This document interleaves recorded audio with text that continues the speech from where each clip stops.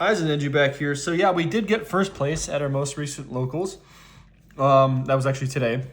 So you really hyped about that. Had a lot of fun today.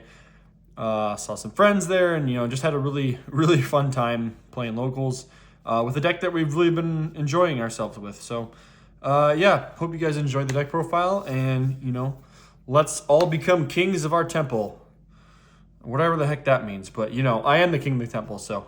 Let's get into it.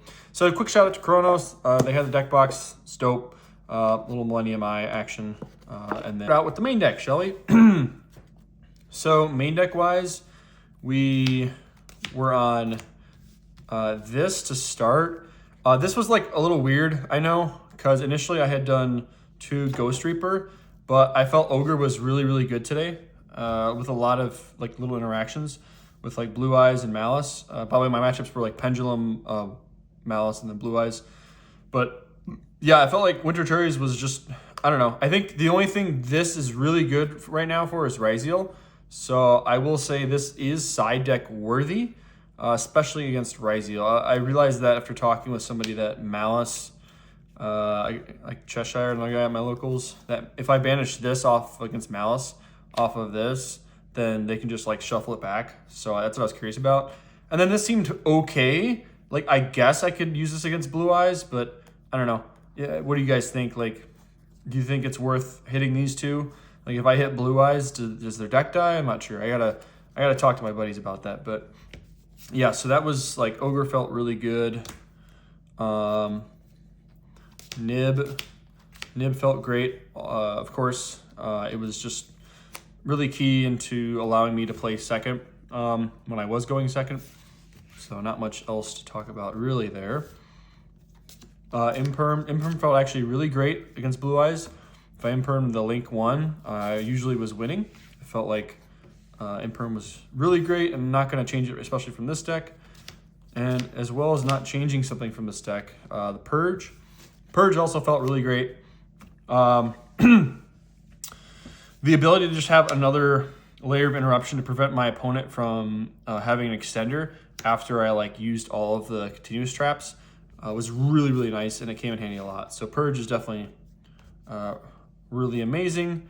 And then we are on the one. This is for like that's it for the hand traps, right? So I mean, obviously we're playing Terraforming, but like hand trap wise, right? You're playing 3, 6, 9, 12. So not a ton, but that being said, you need to have enough room for all your engine here, right? So 1 Terraforming, 1 Dangers in the Divine, and 1 Defense of the Temple. These are like, so I'll just introduce the rest of the one-ofs, right? So obviously the Temple, and then we picked up our Pharaoh's Rare, Triple Tactics Talent. If you guys can see the Pharaoh's Rare, let me know. But yeah, really cool. I decided to snag one of these today. So yeah, that's kind of hype. This ironically came up a lot more than I would initially have thought. But these are your one-ofs, and they're not necessarily bricks. Like, this isn't really a brick. This kind of isn't a brick, depending on if you have their trap. But yeah, these are like your toolbox cards, which felt really great today, especially Tactics Talent. Getting to search that off Thrust. And then we played 3. And I will show you 2 of those matches today. Unfortunately, the third one I wasn't recording. It really sucks because that was like an insane game. But yeah, Treasures of the King, obviously 3 of. It's kind of your engine. So I'll just like, lay out, I guess, your engine pieces here. Here, we'll get into those later.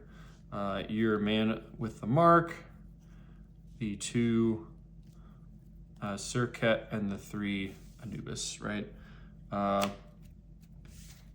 Pretty, I mean, standard so far, right? These 3, you're going to want to play 3 of all, but I figured that 2 actually comes in handy a lot. 2 is the perfect ratio, I think. It's not a starter, but you do need it kind of for an extender and to put a body on in order to use the fusion spell. So that is all very nice. And not changing much. And we are going 3 Extrab. Extrab was good today. I think I only had 1 instance where I banished enough of my Divine Serpent where it just like I only had one and they got rid of it and I wasn't able to get in the grind game. So that was the only downside, but for the most part, I think Extrav's pretty awesome and not going to cut it. And then the OG raw art. We love the raw, right? We did order our Fair's rare, so we'll do another deck profile when we get the max rarity. But yeah, raw came up today actually. I did normal summon the raw, believe it or not. Because if you guys are curious, so what happened was I went combo, searched this out with Circuit, made the fusion, and then banished this from grave while raw is still banished from the Circuit, searched Dangers of the Divine, and then board wipe with Dangers of the Divine because I didn't really have any other play, right? So this is in grave, raw's on field, and a board wipe's not really attacking, just a 4K body, and he didn't really have anything else for follow-up. So raw just bounced back to my hand during the end phase. So I had literally had raw in hand, and I just went like trap things, made 3 summons, a 4th summon raw effect, pay till I have 100. Yeah, so that was kind of insane. It was an anime moment, right? And we are missing, I will mention in the side deck, we are missing 1 Ancient Chant. I'll show you guys that later, that little combo with Ancient Chant, but it's essentially letting raw kind of OTK, right? So for the other 2, we are playing the Apophis the Serpent, 2 of, and then 3 of Swamp Deity. So reasoning, well, I guess I'll include these as well, right? Reasoning behind these ratios is like, this technically isn't a starter, but if you draw it with like Temple of Kings or something that can get you there, it kind of is, right? It can get you in your plays. These obviously you don't really want to see, you'd rather set, but it's not the worst thing in the world. Like this, you definitely don't want to see, but it's nice to have the extra body.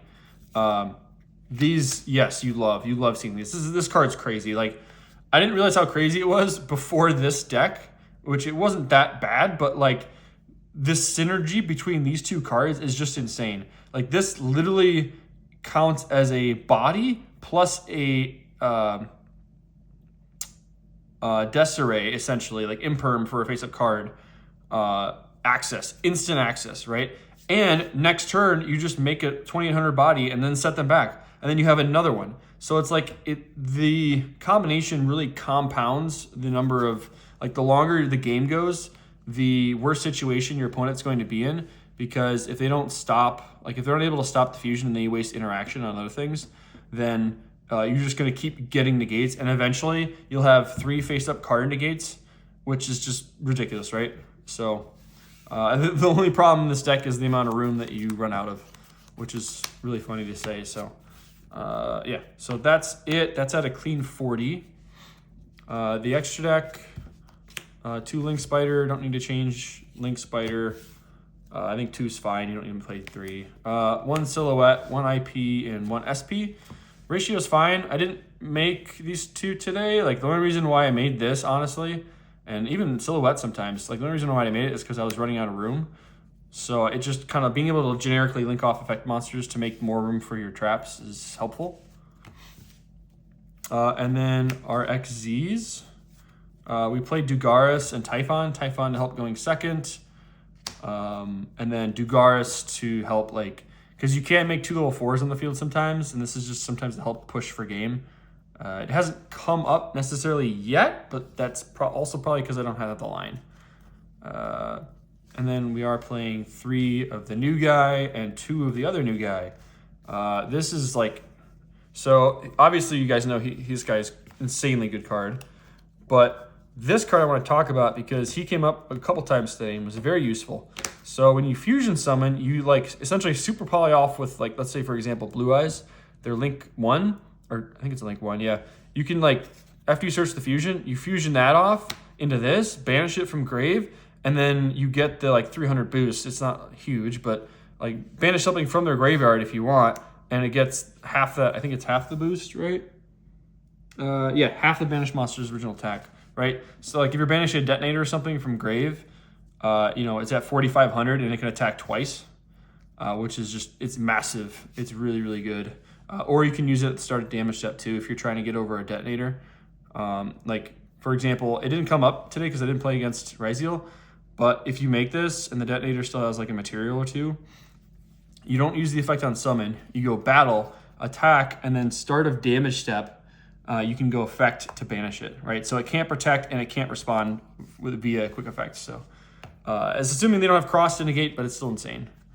And then the 3 targets that we have for cherries felt mid, like detonator, I feel like is the best target here. I didn't use it on this because I didn't feel like it was amazing. And then this, I didn't get really a chance to use it, but in theory, yeah.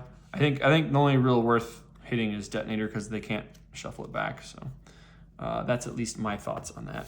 And then the side deck was interesting as well. So in the future, I will be, so what we did was we did 2 thrust, right? 1 harpies, 2 lightning storm, because I think back row is just really good right now. Back row removal. Including into this deck. But I think that, I'll just get into it. So like, we did play the verdict in the side. I tested it, sided it in once today, like in the 3 rounds, like going first, but never really did anything with it because my opponent didn't activate a spell or trap.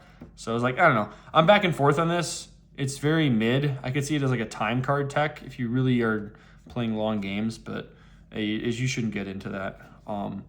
Like in the future, I think I would replace this for Ancient Chant, and I'll explain that later. But essentially, Ancient Chant it really is actually helpful in OTKing, especially with Raw in the deck. And then we are on the Spice, 3 Soul Drain. Didn't see this against our Malice matchup, but we didn't need it.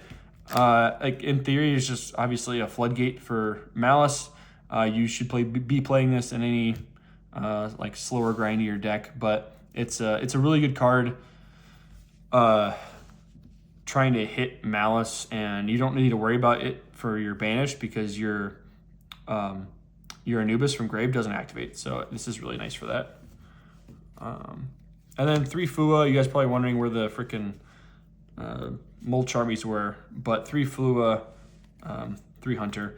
We actually did not side Hunter in against Malice because, well, we were going first, right? Like, I think it was game 1 I went first, and then game 2 I sided in going second, but I had no idea what he was on. So he scooped before he could show me engine, so I didn't know what he's on.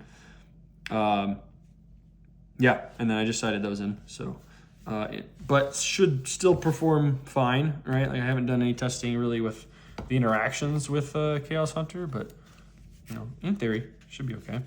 And then some final notes before we conclude here. I did want to mention the 2 other cards, or at least 1 other card, right? Angel Statue. The reason why I wasn't playing Angel Statue was because for me, it was really a decision between like these 3, right? Like if you're playing the deck, you can totally decide whatever you want. Like you totally don't have to play Embodiment of Apophis. But I felt like this was just honestly a free search. Like when this gets sent, you're just adding another body, and why not, right? And it did come up. I did need the other body. So I just felt like this was too insane to not have in the deck. And this was just free. And this was just something off of Rabbit, right?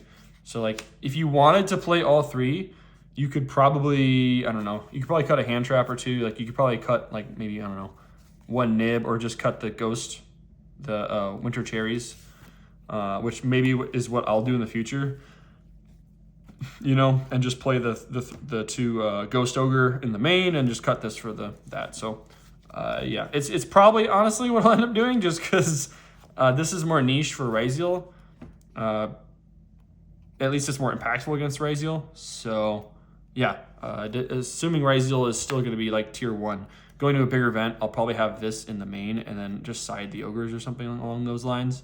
But yeah, I think that's just a really good card, and this can be utilized in the same way. So yeah, that's going to be it, guys, for the deck profile. Hope you guys enjoyed it. Till next time, I have now become the king of the temple. Catch you guys later, and hope to see you in the next video.